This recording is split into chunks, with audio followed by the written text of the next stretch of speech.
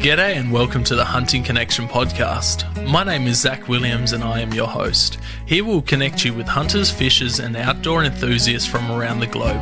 This podcast will share hunting and fishing stories including past experiences and tackle the tough hunting stereotypes our community faces. We hope to be a positive influence to those outside the community while also having a laugh along the way. Hope you enjoy the podcast.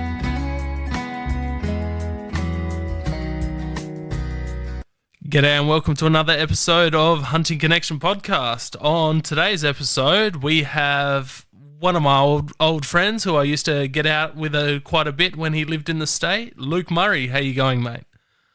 Good, mate. How you going? Yeah, good, mate. Good. It's been a while since we've spoken face to face, so it's good to see you there, mate. It has. I think it's been for like a good 6 years since I was last down in sunny South Australia. Yeah, well. That's probably the last time it was sunny. The weather we've been having lately is crazy. Just really? Lot of rain. Like it's, Christmas was 20 and raining. It's been ridiculous. Oh, really? Yeah. Yeah, wow. Yeah, it's not ideal for Chrissy. I think it was raining here for Chrissy too. Yeah, we had a couple of days of it. That's been nuts. Anyway, where are you living these days? In Manila, New South Wales, just not far from Tamworth. Yeah, beautiful. And it looks like it's a brilliant hunting area over there. Looks like you've got a good variety of game. Yeah, we've got a fair bit. We've got your fallow, your pigs, foxes, goats, rabbits. Got most of the gear here, and I think reds aren't too far away either, if we're lucky enough to get access on them. Yeah, beautiful, beautiful. Yeah, it looked like for a while there you were shooting a few fallow almost off your doorstep. Yeah, well, on Dad's place, last year they started moving in. We got them like 300 metres from the old bedroom window at Dad's place. So that's awesome. That's so good. Yeah, so a bit spoiled now. Bit better than South Australia for it, eh? Yeah, loads. So, if anything, though, I found I shoot less with them there, though. Yeah, it could be that too. Yeah, I don't know. It's just something when they're on your doorstep, it's just not quite the same. Yeah. Just driving like an hour to go hunt them and then climbing hills in the bush. And I don't know, it's just different. You get all G'd up when you're driving out there, waking up early compared to rolling out of bed and just flopping the rifle out the window. Yeah, pretty much. Yes, it's a very different feeling. Yeah, I could imagine. So what do you do for work these days? So I work in a rural co-op shop, selling farm produce gear, and we do sell a bit of fishing gear and whatnot in there. Yeah, beautiful. It's come a long way since I met you and you were selling windscreen washing products, I think it was. One of those annoying people in the car park trying to sell stuff to you. Do you remember that day I've pulled up at the servo and you're like, Zach, is that you? Yeah. I think that was the first time we met, yeah. Yeah, and then from there we went out bowfishing quite a bit, I reckon. Yeah, we went out a few times. Smashed a few rabbits and a few fish, and then you moved away on us. I think we had, I think one old lady called the cops on us too, didn't she? Yeah, there's down there's been a few of that down there. The cops just laugh these days, Yeah. Come on, can you that just? was definitely interesting. Yeah, it always is. It always is. So, how did you get into hunting and fishing? Fishing. My dad's always fished, so just growing up, I've just always gone out with him and in the boat fishing off the riverbank. Hunting, same thing. Dad always had guns and stuff, so always shot roos with him. Yeah, beautiful. So I sort of, just brought up with it. And what about bow hunting? When did you start getting into that? Probably when I was in year 10 in high school. Like growing up and stuff, Dad made bows for us out of pine trees and pine tree arrows and duck feather fletchers and stuff. But it wasn't until high school I started thinking to get into it. A couple of the boys done it I was friends with, and I thought, I might as well give it a crack. Yeah, beautiful. So, yeah. So how long have you been doing that now for all up? Oh, probably about 10 years bow hunting. Yep. Thereabouts, yeah. Yeah, beautiful. You've definitely come a long way from, I think you got a couple of goats when I met you, to smashing pigs and fallow and everything in between. The last 10 years have been ridiculous in bow hunting, just hunting growth in general, getting access to better properties and just learning how to hunt them differently, and just not being trigger happy, just letting things walk past you to get the bigger animals is definitely a changer as well. Yeah. Well, there's a fallow buck video of you shooting a fallow buck. That was an awesome video. And then you've got one of the ones you shoot in the red stag as well. Yep, both of the bow. Yeah, both very short tracking with those two, which is good. So what gear are you running bow hunting wise? So I've recently just brought a new bow. I'm running the Matthews V3X33 in a 70 pound. Beautiful. I have been shooting Obsession for the last few years before that, but yeah, I've always been. If anyone knows me, knows I have hated Matthews since the day I picked up bow hunting and taken the piss out of them non-stop. So to now actually own one, it's very bittersweet. It hurts with every single shot. It does. Yep. Just got to hold back that little bit of vomit every time. I shoot at math. Yep. Picking up a milk crate, pretty much. And what arrow broadhead combination are you running? So I'm running the Bowhunters Domain 300 spines. Yep, beautiful. And the 125 grain Rad Madman 3 blades. Yeah, beautiful. You've been running that setup for a while now, haven't you? About 3 years I've been running that arrow combo. Yeah, beautiful. And I'm very impressed with it. I won't be swapping anything anytime soon for the compound. And speaking of the guys who hey, go on, keep going. Oh, so I was going to say I know the guys who run it too, and they're both absolute top blokes. Unreal customer service, and that's just what kept me with them, and then become really good mates along the way over the last few years. Yeah, dealing with them. So Shane is at Bowhunters Domain, and is it Mitchell? Brenton Mitchell. Brenton Mitchell. Yeah. I knew there was Mitchell in there somewhere. Yeah, no, they're both absolute top guys. I've hunted with Shane a couple of times now too, and yeah, beautiful. Been trying to get up there with Brenton to chase reds, but every time it happens, something just happens in between. So that's awesome. Haven't quite made that one happen yet. Yeah. Shane's a good guy. I've spoken to him a few times, and Brenton one or twice. So yeah, they're good blokes and great products. Both of them have dropped a lot of game, that's for sure.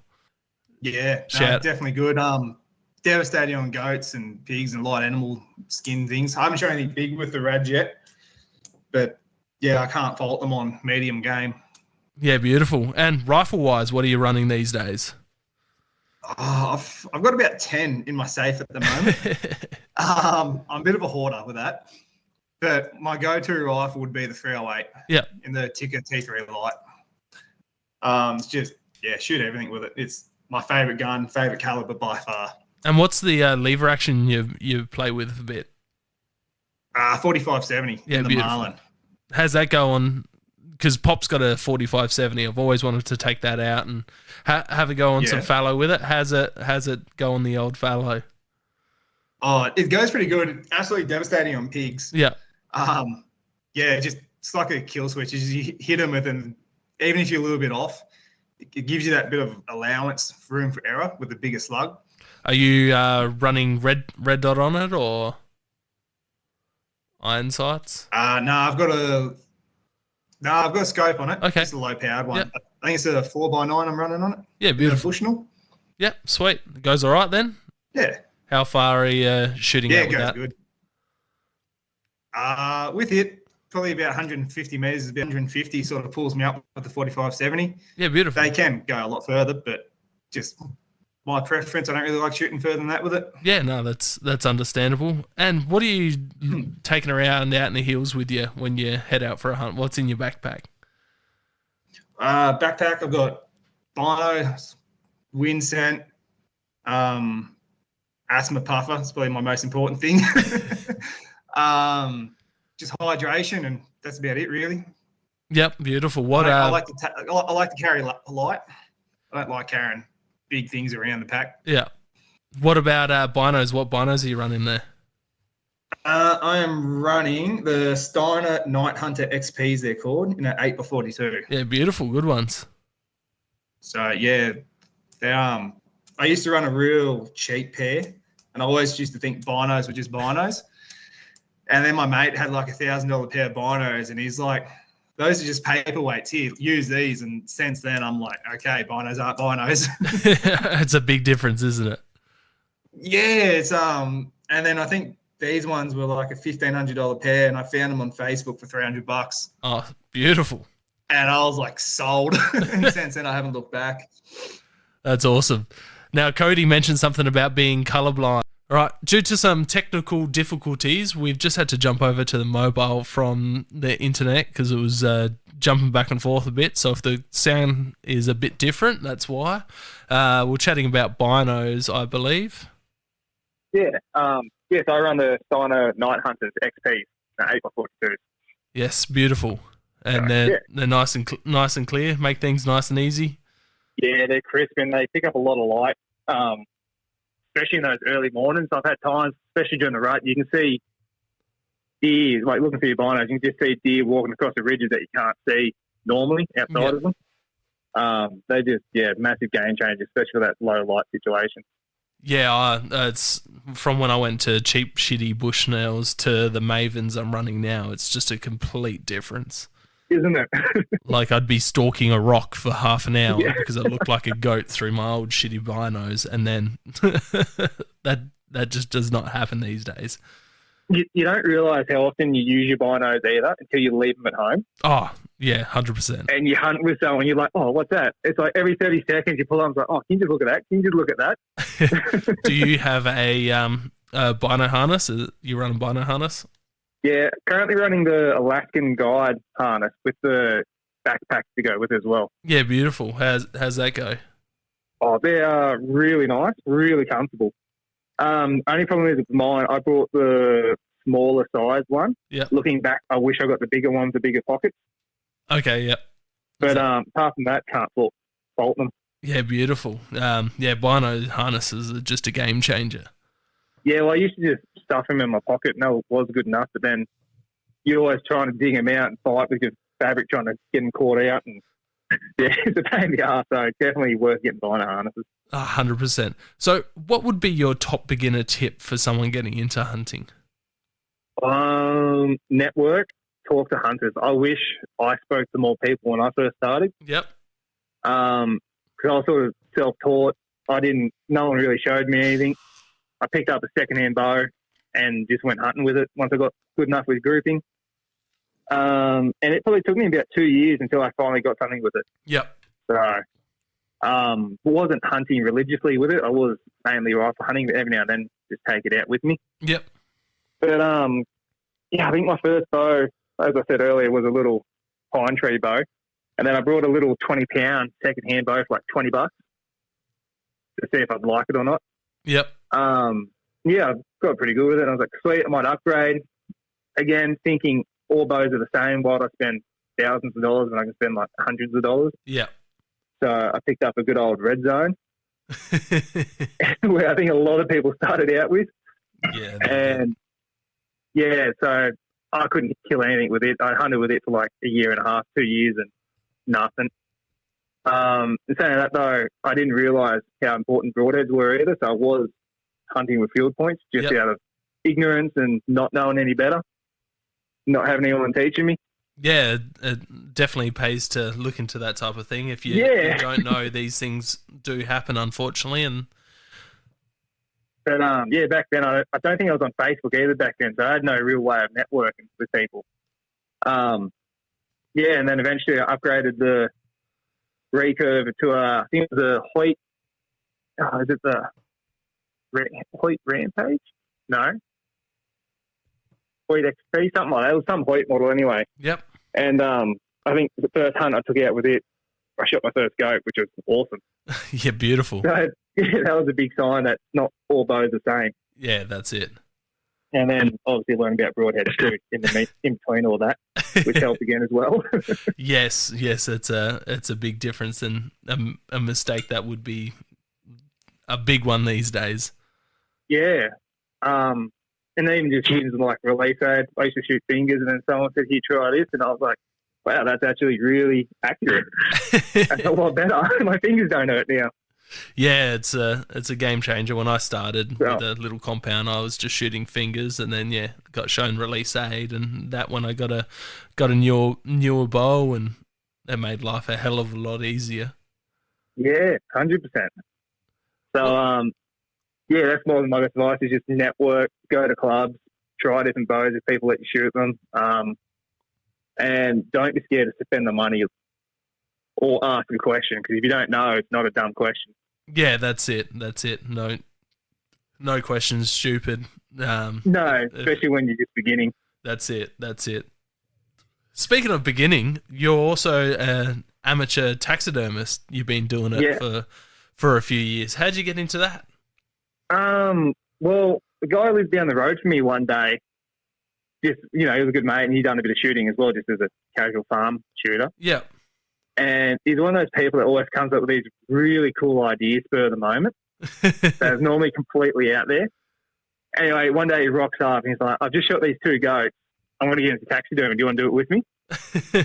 And I was like, okay, sure.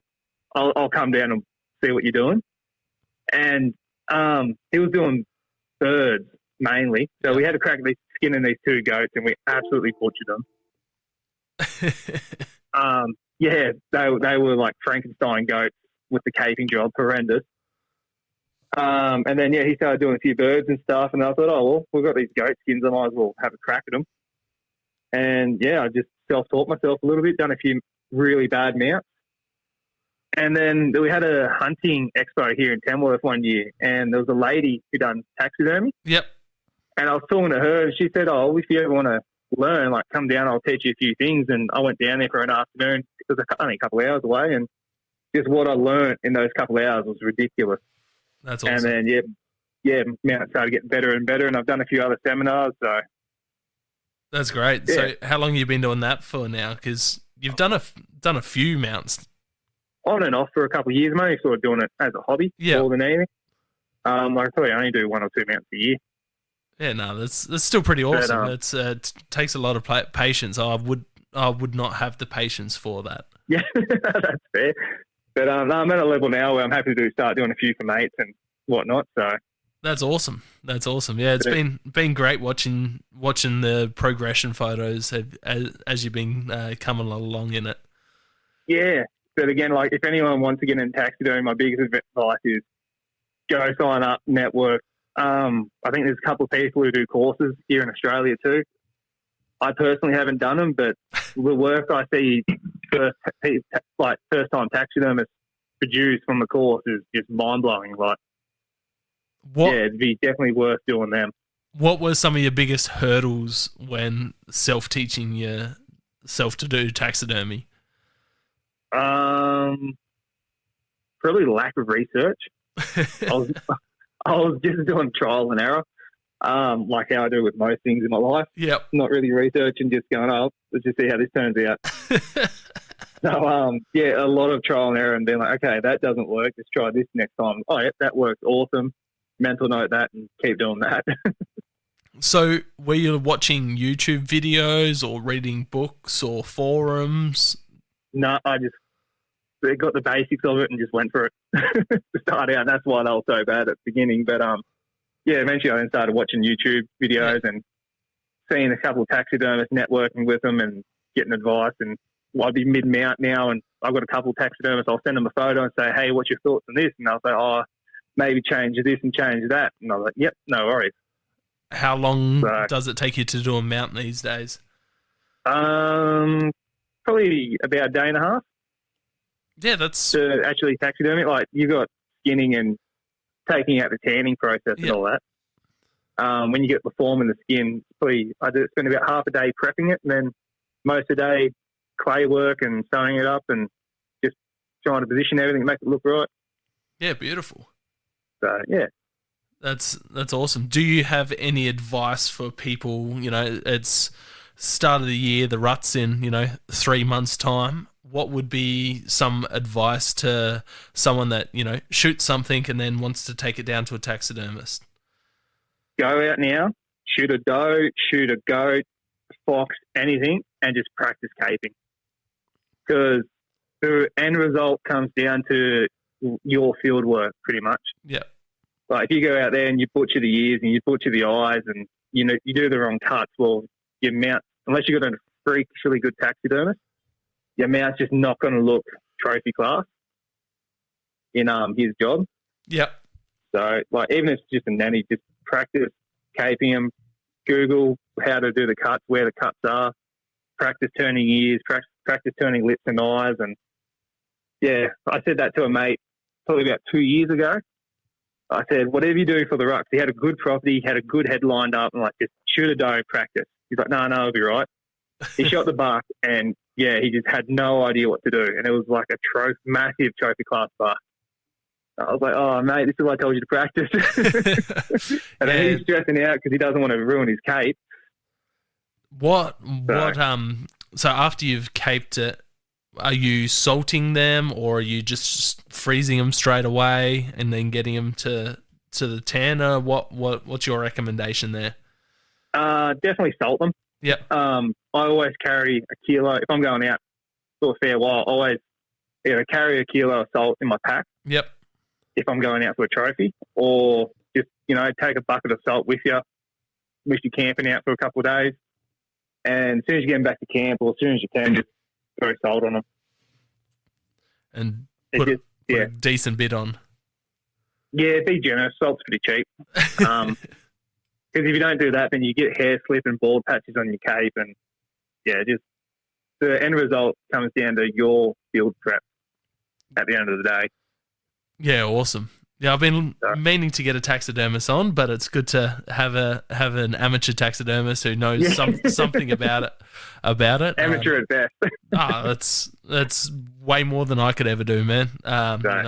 You've posted up a series of head skinning videos there that helped me out 1 year. So that was. Oh really? Yeah, you sent it through to me of you head skinning a fallow buck. I'm pretty sure it was. Yeah, I done the eyes and how to skin around the eyes and all that too, I think. Yeah. No, it was good. I think I still have the videos there somewhere. I should post it back up leading up to this rut. I'll have to post it up in correlation with this episode. That's good. It helped someone. I thought it was half wasting my time, but it's worked out well. I'm sure it helped more than one person. So it's always good to have on there. Speaking to a few people that have taken their first trophies and stuff like that, it's always a thing where they get the animal down and they're like, oh shit, now I don't know what to do. I remember shooting my first buck and I completely fucked up the cape. Oh really? Well, because I've always skunned stuff as in like you're skinning something, down the belly, up the inside of the legs type thing. Like and that's how I done it. Yeah, exactly. Yeah, nice. And normally when you shoot something, you don't have reception, so you can't just quickly Google it. You're normally at the bottom of some godforsaken hill or somewhere with no reception. Yeah, that's it. What would be your top 5 beginner items for someone getting into hunting? Good binos. Yep. If you're bow hunting, mainly a good rangefinder, one that does angle compensation. What rangefinder are you running? I run a Bushnell. Yep. Just a cheapy one. It's Bushnell Prime, I think it is. It does your angle compensation, so it just helps that little bit because if it's too much of an angle, you will completely miss. I've done that personally a few times. Oh, we all have. Haven't paid attention. Watch the arrow fly straight over it or straight under it. Very frustrating. Yeah, good binos, good rangefinder. Make sure you've got lots of water, especially in the hot times. And just be confident in your gear, I'd say. Gear you trust and will shoot right. Not something that's just half-sighted in. Yeah, that's it. And we've all made those mistakes getting into it, but there's a lot more information out these days, so there's no need to make those mistakes. No, there's nothing worse than saying, oh, I think this rifle shoots good, and then you get out in the field and you miss by like 30 centimetres in front of it. Oh, yeah. When the internet cut out, I remembered what I was asking. Cody said to ask why you don't send 2 colourblind guys out hunting together. So So I think it was last year. God, the time flies. Yeah, there was a group of us went to Texas on the Queensland border to hunt chital. The block was a bit of a bust. They said it was a couple of thousand acres and they had chital on it, but the chital were on like a half-acre area. Okay. And we had to take turns on going out there. Anyway, Cody and his mate went out and they shot one each the first day, I think it was. Yep. And then it was like, sweet, it's our turn. So me and the other guy, we went out there. We seen him straight away. I'm like, righto, you can have the first shot because he's relatively new to rifle hunting. And we got up there, got into range, and they were onto us pretty well. And eventually they ran. And I thought, righto, sweet. I'm pretty confident with running shots, so he's a new rifle hunter. I took the running shot on it. And thought I hit it good. And we're looking around. Probably spent like a good 2 hours looking for blood, and we couldn't find it. We just stood in one spot. We're like, I don't know. I obviously didn't hit it. Like, I missed. There's no blood. There's no sign of it. There's nothing. And we looked down. And there's probably like a litre of blood between us. We've been standing over for like the last 10 minutes talking. And he's like, what's that? We reach down, we touch it, and yeah, blood all over our hands. We go back. We get Cody and the others. They came out, and they're just like, there's blood, blood, blood, blood, blood. I'm like, oh, we didn't see any of that. So, yeah, if we had have had someone non-colorblind with us, it probably would have been a different story. But yeah, it was pretty funny. Does that make things hard, being colorblind and picking up animals, like especially something like chital, where they're that browny color with the black dots? I've been sitting down just looking with my eyes, and I've had deer, like your real dark brown deer, your fallow, like 50 metres away from me, and I could not see it for the life of me until I looked through the binos and picked up the movement. And as soon as I said, I was like, shit, there's deer there. That must be so frustrating. Oh, rabbits. I can't see rabbits. I've had mates stressed out with me. They're like, bow hunters, like, there's a rabbit right there. I'm like, where? Oh, like that's why you didn't shoot. In front of me. That's why you didn't shoot those rabbits when I was out with you. You couldn't see them. I couldn't see shit. It makes it hard. I really got to pick up on movement more than anything. Yeah. Or just looking for something that just looks like it looks out of place. But that's why I love hunting white goats and like bright animals really well, because they just pop. Oh, that's why you shoot all the white goats. Yeah, pretty much. They at least let me know where the rest of the mob is anyway. And then even just tracking, like if I put like a half-pass shot on it and I've got to track the thing, I've got no chance really unless I've got someone with me. Yeah, that's nuts. It's not something you really, like, not being colorblind, it's not something you really think of, because the blood's bright red, so... Yeah. No, you can't see it. I've actually got a hunting dog now I brought probably about 6 months ago. She's still a pup at the moment. But I brought her to try and train her up to track things, so if I do need to follow something up, I've got her to lead me. Have you made sure she's not colorblind? Oh, God, I hope not. She hasn't done it too well with the blood yet, but I haven't really tested her on it yet. Have you sure you've been putting her on blood? Oh, I might not. It might just be shit I'm putting her on. What type of dog did you get? She's a Dalmatian cross German short-hair pointer. Okay, that's a different combination. It is, isn't it? So yeah, she's a beautiful dog. I've taken her on a few hunts now, and she's still young. Yep. She's still learning. But there's been a few times where she's pointed something out that I never would have seen. That's awesome. Yeah, like there's been a couple of hunts where I've walked along, just chatting to my mate. She just sits down in front of me. I'm like, what's she looking at? And shit, there's a pig like 60 metres in front of me. That's awesome. And a couple of times now. And have you done much training with her, or? I've only taken her on a handful of hunts so far. I need to start taking her out a bit more. Oh, that's awesome. But, has she go around the rifle, or you just been taking her out with a bow, or? I've taken her with a rifle. She's fine with the rifle, but I want to mainly just take her out with the bow. Yeah. Awesome. So we've got to work on stalking with each other and not chasing. So when I first couple of hunts took her out, she'd just see him. She'd either bark like crazy. Like the first time me and my mate were bow hunting, and a mob of goats come running straight into us, and I'm trying to film, and I'm trying to hold her, and I'm trying to like hold her muzzle so that she's not barking at the goats as they're coming towards us, so my mate can take the shot. It was just absolute circus of a show. Oh, that would be frustrating as. Yeah, it's different, but she's out of that habit now, and hunting with a dog is completely different. It's changed the way I hunt. And yeah, it's actually really enjoyable. That's awesome. Yeah, it's good seeing people like Tony Gillihan out with Remy out bow hunting sambar and that using Remy to point them out and stuff.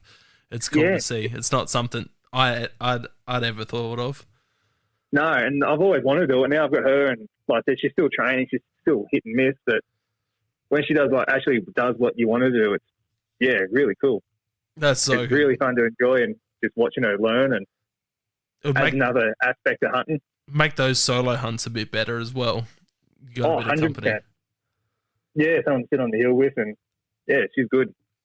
Yeah, my mate Jurgen, who I hunted in New Zealand with last year, he has some type of New Zealand sheepdog, and yeah, he takes that out hunting all the time. You know, has its own little backpack, carries its own food and stuff like that.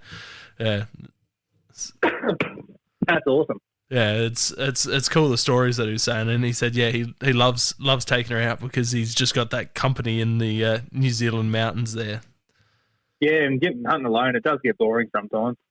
Oh, so it is good to have that extra company. It is. So a bit of a silly one, zombie apocalypse weapon. What are you going? Look, if I got a choice of what I can pick, and someone just says, "Here you are, you can have it," I'd have to go an AR-15. Yep, it's pretty one broad. Of my dream guns. Pretty broad answer. Yep. Everyone loves going the AR-15, not the old 45-70. Oh, well, I've already got one of them, so I'm pretty set for that. But I haven't got an automatic. Yeah. AR-15. If I could have any gun, it would be that. 223. I love it. Yeah, beautiful. Yeah, it would be definitely good fun.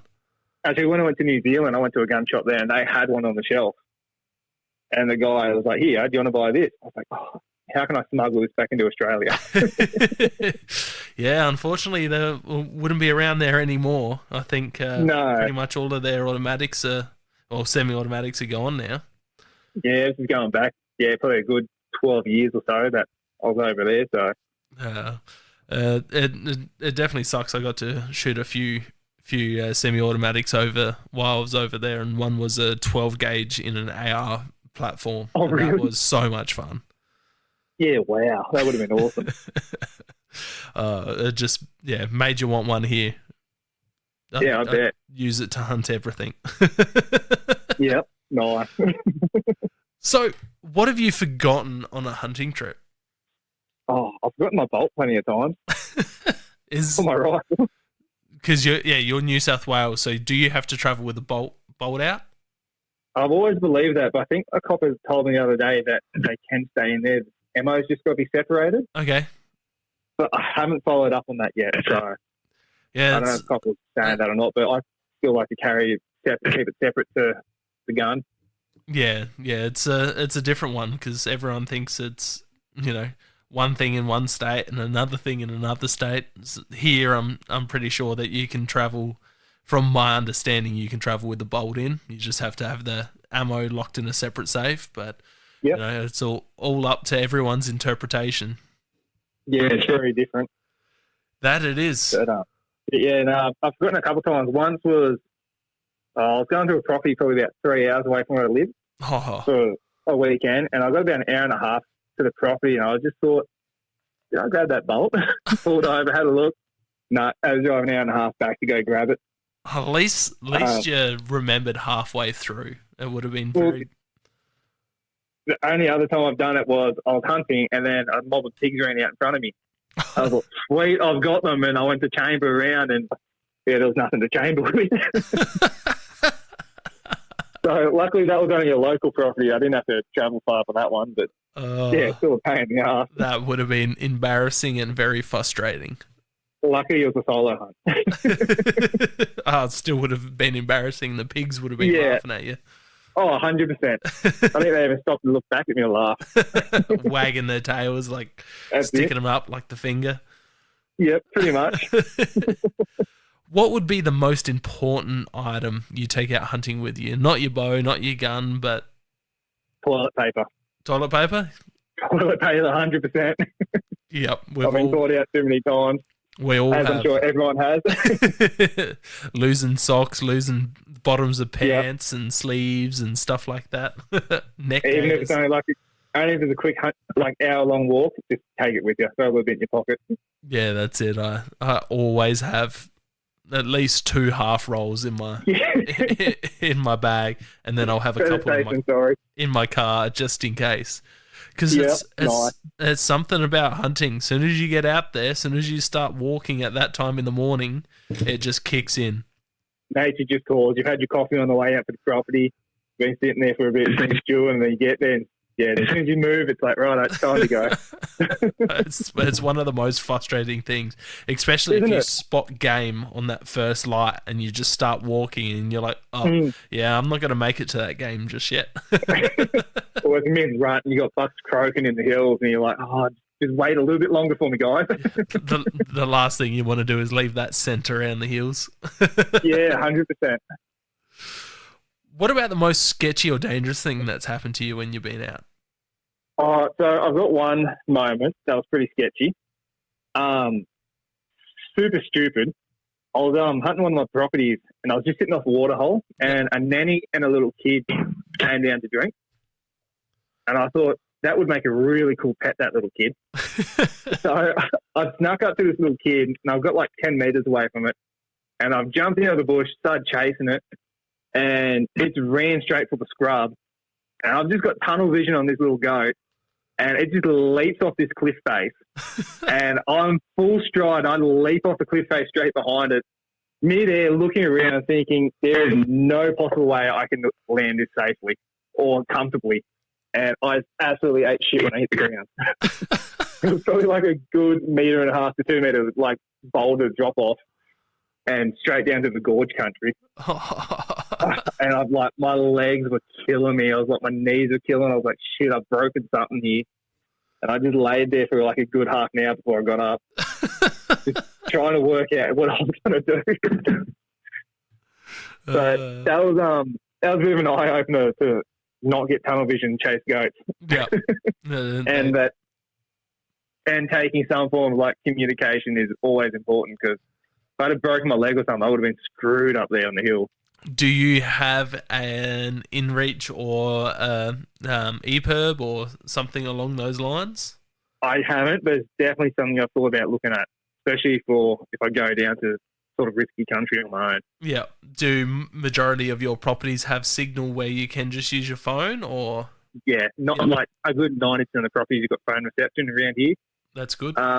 If I was going pack hunting down in Victoria for a couple of days or somewhere for a couple of days away from home, I would definitely invest in one. Yep. I've even heard plenty of stories of guys falling over and, broken their back, broken their legs in the middle of some valley in Victoria. And yeah, if they didn't have one, they would have been left there for a long time. Yeah, it can be a pretty gnarly country. Speaking of Victoria, you did a trip there. Was it last year? Yeah. Yeah, last year. I think it was my 3rd trip down there. Beautiful. And you took was it 1 or 2 sambar? I got 1 sambar, my first stag. Beautiful. So the first trip I got a nice hind. Second trip was empty-handed. And then, third I finally got a stag. Awesome. And how big did he go? I think he was 18 inches. Yeah, beautiful. So it was nice. I was definitely very happy with him. I was going to case him out, but he's been rutting that hard, and it was just all bare skin on one side of his neck. And yeah, the cape was pretty average looking. They're a cool animal, aren't they? Oh, it's insane. Like, I can see why they're called a ghost, because you'll be looking, you walk like 5 metres, stop, glass, walk 5 metres, stop, glass, and then one will pop up 20 metres away from you. Yeah, it is just ridiculous how they just blend in and they just don't move until you're right onto them. Especially being colourblind, that'd be a bit tricky to see. Yeah. I think that frustrated my mate. I was with a lot. We did see one massive stag. I got ridiculously bad buck fever from it. Like, oh, ridiculous. He's like, it's a monster. It's right there. It's huge. It's like 80 meters away from us. And it's in the thickest scrub. And I'm seeing glimpses of it. And I'm starting to panic that I might miss it. I see a little bit of antler. I'm like, that's a big antler. And then every time I put in my scope, it's like move out of range. I just didn't get a shot opportunity on it. And my mate's like, it's massive. It's huge. And I'm just getting more worked up. And I'm just shaking more and more. And I got to the point where I'm like, I'm not even going to take a shot now if I see it. I'm shaking too much. That's not something you want someone yelling at you while you're trying to take a shot. It's big, it's massive, it's huge. It just makes you even more nervous. He was telling me it's like a good 31, 32-inch stag, like a proper monster. And I'm just panicking. And eventually I calmed down, I get a good lean, and he had two does with him. They came up on this ridge 80 metres from us, stopped. And I'm like, this is immaculate. I'm calm. I've stopped shaking. I've got a perfect solid rest. As soon as he pops up, game over. Lay there for 10 minutes. Those walked off. He never came. Just kept going straight down to the big stuff. Oh, spewing. So, devastated. But hopefully I get another chance of him next time I go down there. If no one else gets him before there, we know where he's living. That's awesome. Well, fingers crossed. Are you doing a trip this year or? I've actually got a child on the way this year. Oh, awesome. So, yeah. Congratulations. So hunting, thank you. Hunting might not be as happening this year, unfortunately, but we'll see how we go. It will.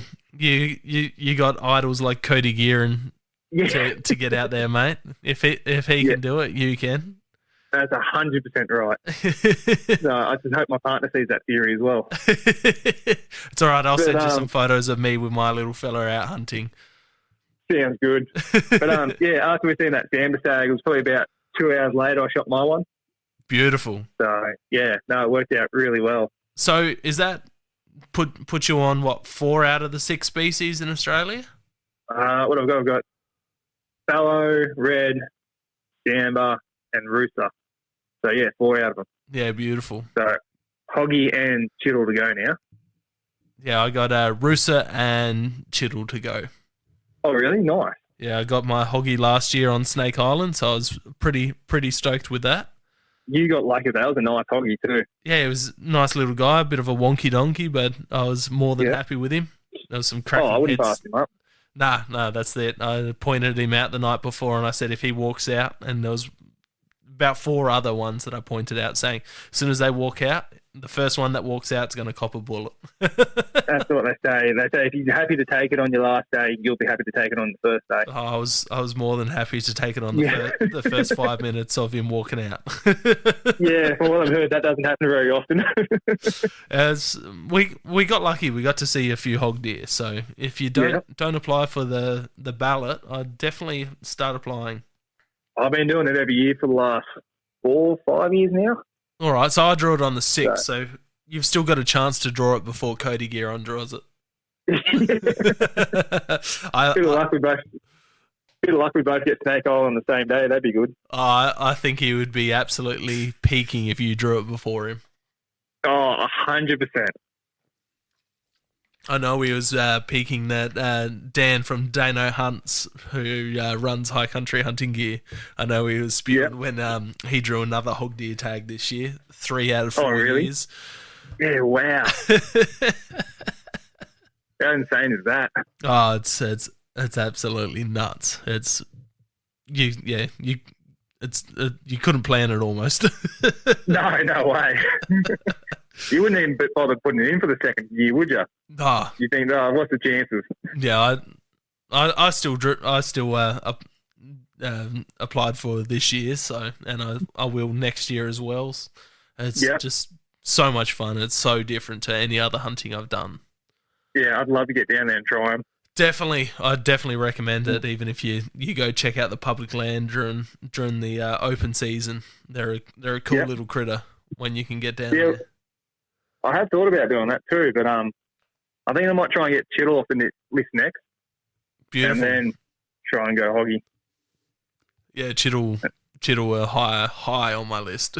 They're such a beautiful deer. 100%. Even if it was a little knobby head like Cody got, I'd be more than happy with that. I think that one Cody got was a really old stag. Like it had massive pedicles, Like the knobs were huge. They were like Coke can size knobs. Yeah, wow. Like it was an old deer. I reckon he shot like a good 30 incher, just in soft velvet. Yeah. And even if it wasn't, that's what I keep telling him. Oh, he'd hate that, that's for sure. Yeah, it was a very mature looking stag. Speaking of animals, what would be your top 5 dream animals anywhere in the world? If you money aside, if you could go anywhere and hunt anything, what would be your top 5 dream animals? Moose and caribou would be top 2. Yep.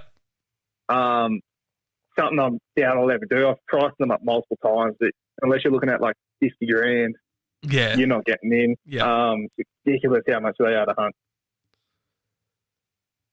They'd probably be top 2. Elk, I think that's on everyone's list. I'd love to hunt black bear. I reckon that'd be pretty cool. Yep. And eland in Africa. Yeah, sweet. Yeah, they're the highest for Africa list is the eland. Yep, they're a cool looking animal, that's for sure. I was almost going to say massive. You've got a North American top 5, but it's you snuck in the African animal in there just at the end. Well, there would be I love the real massive animals. I'd love to go hunt something like that. Yeah. No, all of those animals are on my top 1,000 list. Yeah, I don't think there's been an animal on that from any guests that I've had so far that I wouldn't hunt. Yeah, that's very true. What about cooking the game meat? What's your go-to dish when cooking up some goat or some venison?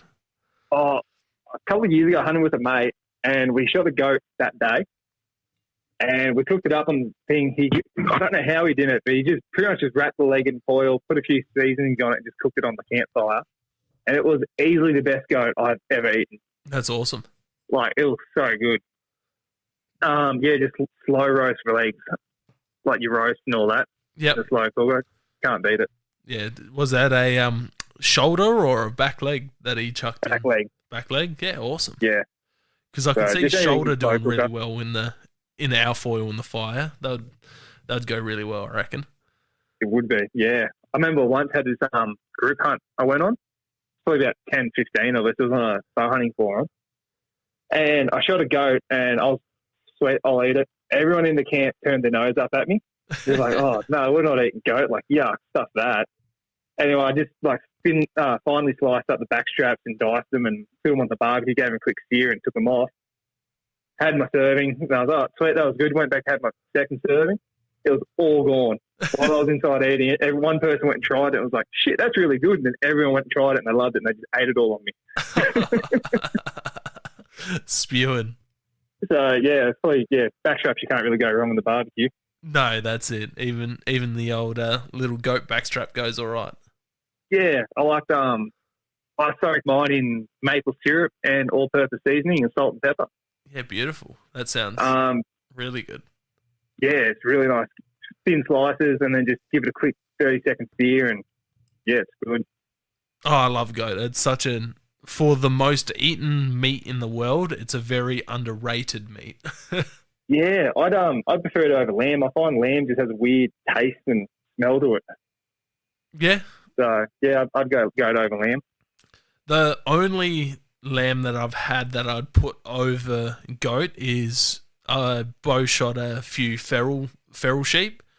Yeah. And that would have to be some of the nicest meat I've ever had. Like it had it had marbling in the back straps. And it was just awesome. Like it was lamb but with the gamey, like the wild taste. Yeah. Just something it was so good.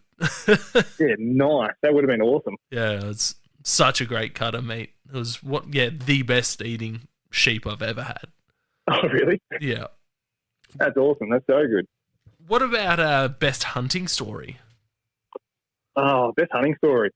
Probably my most memorable one would be my first ever proper hunt. It was with my dad. Because growing up, always just shot kangaroos. I told him, I was like, no, I want to go proper hunting. Yeah.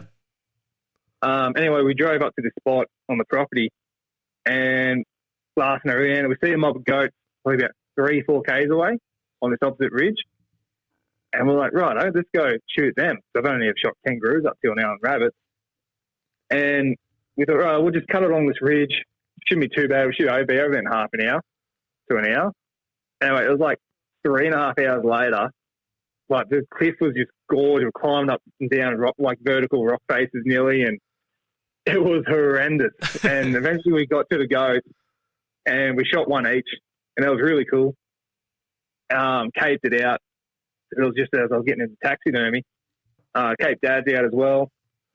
And then, like, sweet, all right, time to walk back. And it was like a 4-hour walk. It was getting dark.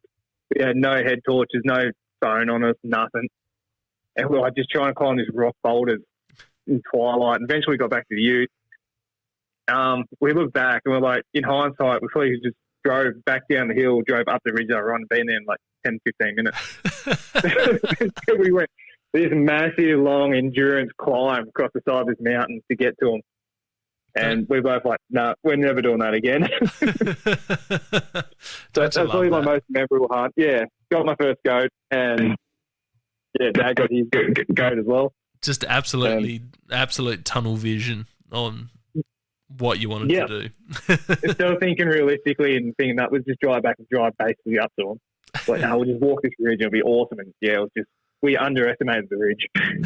Steepness and thickness.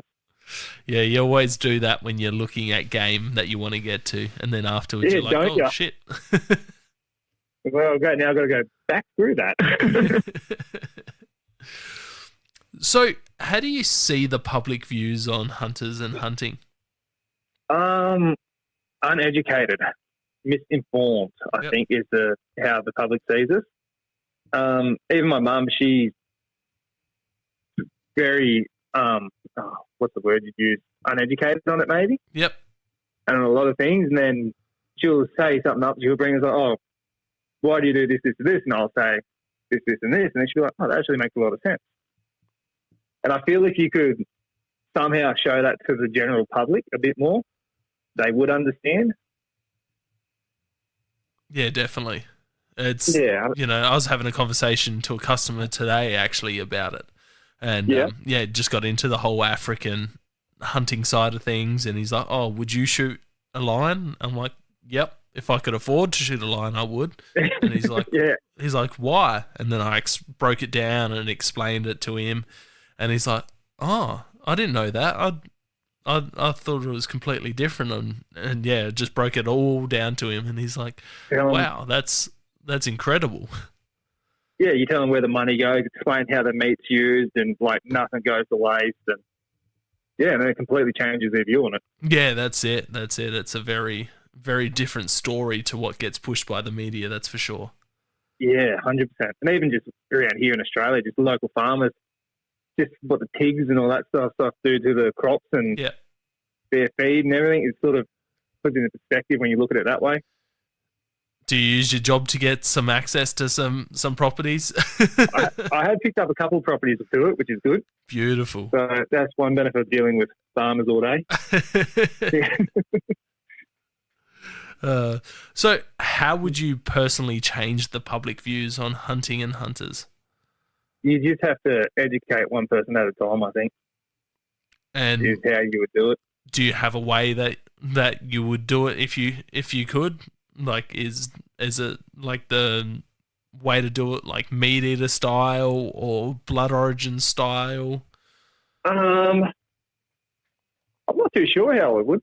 I don't think media is the way of going it because everything just gets twisted and thrown out of proportion with media. Yep. I don't know. I think it'd just be like one story at a time to people, whether it's a party or someone you talk to, or you need someone to show interest in it as well, though. It's the hard part.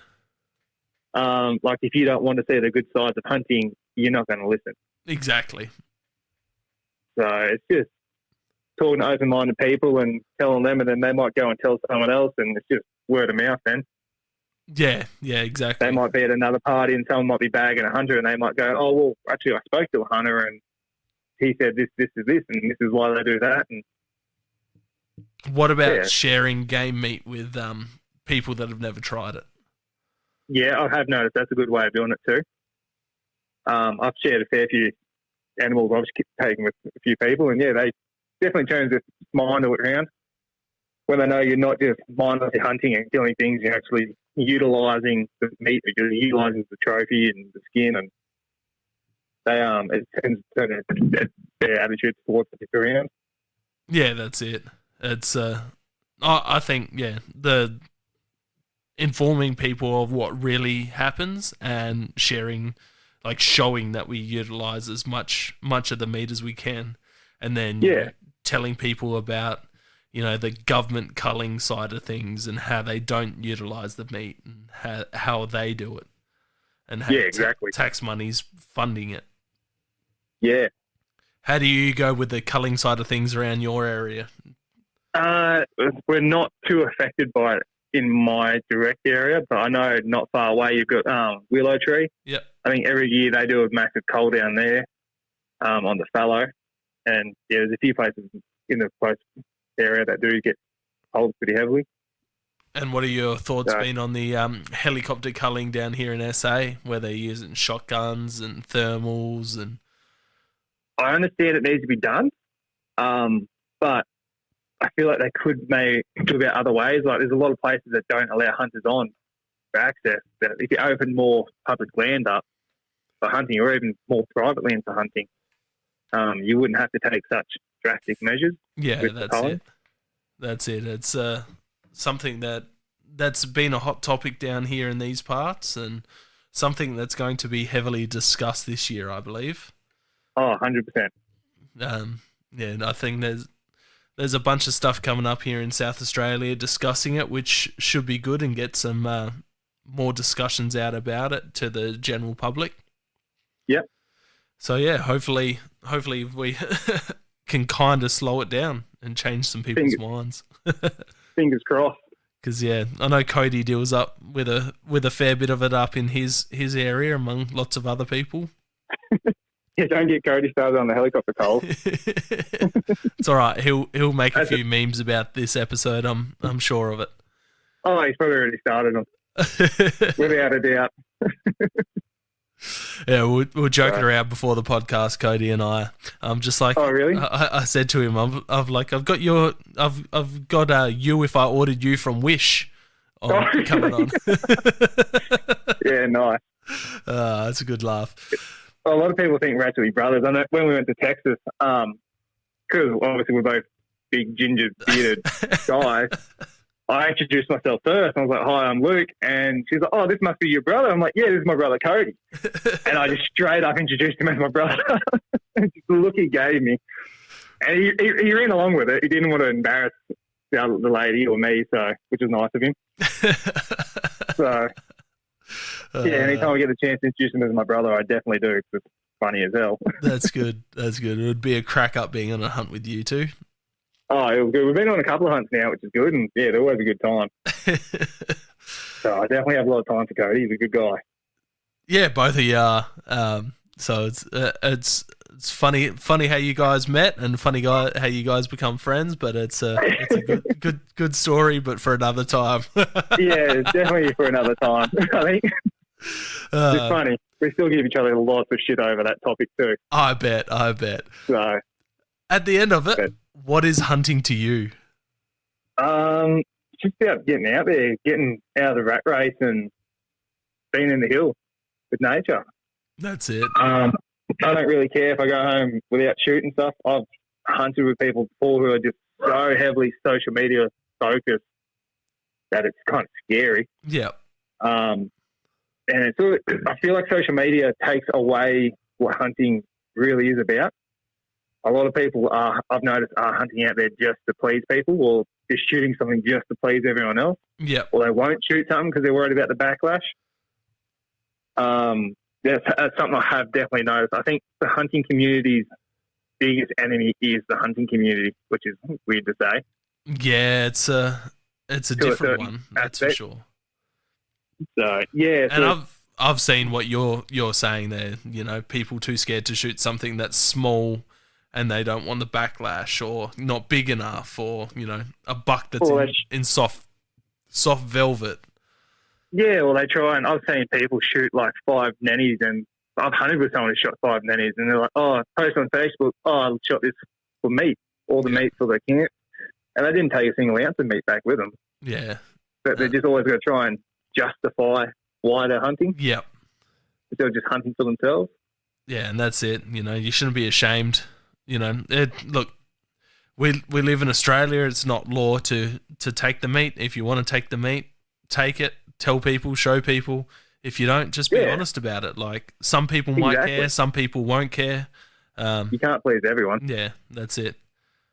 So, but even you got, like, with your recurve, you got shelf shooters versus non-shelf shooters. Your compound, you got rangefinder shooters versus non-rangefinder shooters, and I don't know. I feel like a lot of people just get very jealous and criticising.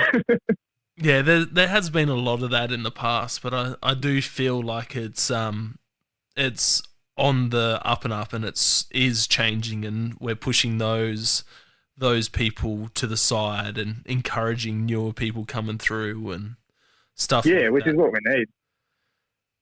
And it's funny, you see some, like a new person, shoot their first goat and it's a nanny, and people say congratulations, and then you and me shoot a nanny, could shoot the exact same nanny, and everyone just backlash. It's like, what did you shoot that for? Yeah, exactly, and I've seen it. I've copped it. I love shooting nannies, but I eat nearly that whole animal. Yeah. So it's very hard for new people to want to share stuff as well.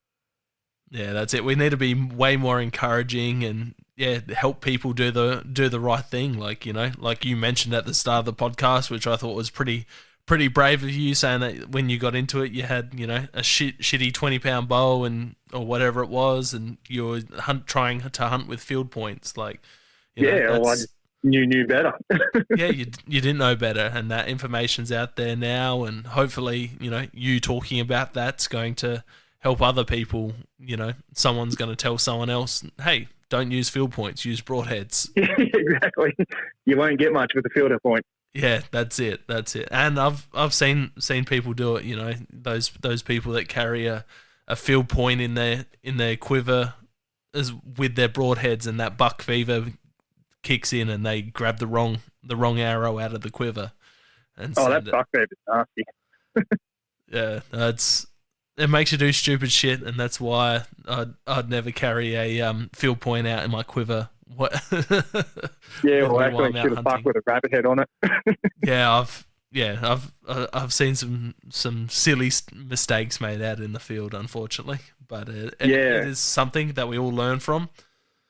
Oh, it's easy to do. Like when you got that much emotion raging through your body, like emotion, the adrenaline, the thoughts. It's easy to get caught undone with it. Oh, 100%, and that's why you should have the right gear out with you. Yeah, but that's also what we do it for, is that moment of adrenaline, and Oh, that's it. There's so many reasons we do it, but that whole rush of the hunt when it all comes together is just incredible, isn't it? Like some of the videos, I think it's when you shot that red stag, you reacting. It might have been the fallow buck, but it could have been red stag. I can't remember, but there was the video of you just out of breath and trying to put your thoughts together after. Yeah, I am renowned for overreacting when I shoot something a bit. I often do like silly little dances, or just I get that pumped and high on adrenaline. It's just I've got to release it somehow. Everyone releases it differently. I've been out with people that have cried. I've been out with people that, like yourself, get excited and do a dance and high-fiving and hugging. And I'm definitely a hugger. Even if I watch my mate shoot some, I run up and give him a big hug. I'm like, yeah, that's fucking awesome. Yeah, man. So I smoked it. I've been there on those hunts with guys that are the same, and I've done the same, and then other times I've been there and just completely taking it all in, completely silent, Yeah, it's amazing how many emotions can run through you in such a short period of time. Oh, it's insane. It's exhausting too. It takes it out of you. Yeah, 100%. Well, anyway, Luke, thank you for coming on. I know I contacted you short notice. That's all right. Had a couple podcasts fall through over the holidays, and I was just going through my list of names. I'm like, oh fuck, I'll contact Luke, see if he can do it. And you were able to do it, and we smashed it out. I almost chickened out. No. I thought about it. I'm like, I don't know if I can do this. I'm pretty nervous. You've done good, man. You've done well. Cody will be proud. I hope so. Brother Cody, if he's proud, I'm happy. Anyway, man, thank you very much, and have a good night. And I've enjoyed our chat, and it's been good to catch up with you. And we need to catch up in person sometime soon. 100%. Sounds good, man. Good to catch up again. Easy, mate. Have a good one. All right, see you, buddy. Thank you for joining us on another episode of Hunting Connection Podcast. We hope you've enjoyed our discussions and gained valuable insights into the world of hunting, fishing, and the outdoors. To stay connected with us and never miss out on an update, please be sure to follow us on social media, all at Hunting Connection Podcast. We appreciate your support and would love for you to share the podcast with your friends and family. Don't forget to tag us in your hunting photos on social media and let us know about your experiences. Your feedback is invaluable to us, so please take a moment to subscribe, rate, and review the podcast. Together, we continue growing and delivering more captivating episodes for all hunting enthusiasts. Stay connected, stay informed, and keep pursuing your passion for the hunt. Until next time, happy hunting.